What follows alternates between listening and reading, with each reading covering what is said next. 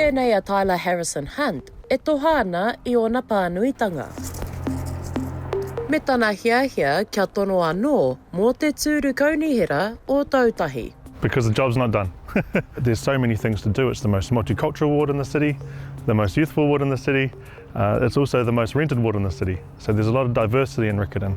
It also has the most affluent and the least in the same area. So it's a really, really difficult place to work in, challenging place to work in, but this is what I'm all about, love it. I kindly ask for your vote to ensure that our residents' voices are heard. I tūātea a Harrison-Hunt, hei kaikaunihera mo te takiwa o Riccarton I te tau 2022, me tana aronga kia hāpai ake I tōna hāpori, me tana whakamānoa hoki ki ngā wero, ko pānge mai ki aia.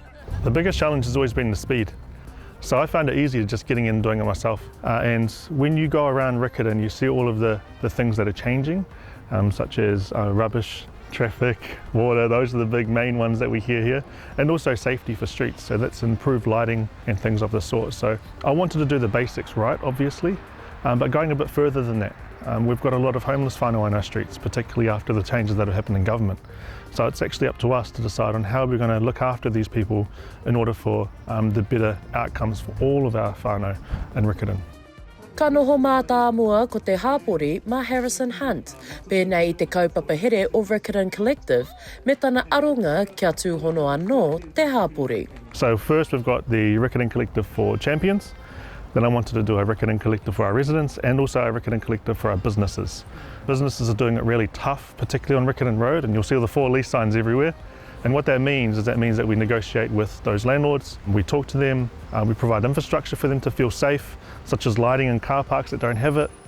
Ko tike a Harrison-Hunt I tētahi wā hei kaikaunihera, a he whainga anō kei aia me nā kapotihi anō ia.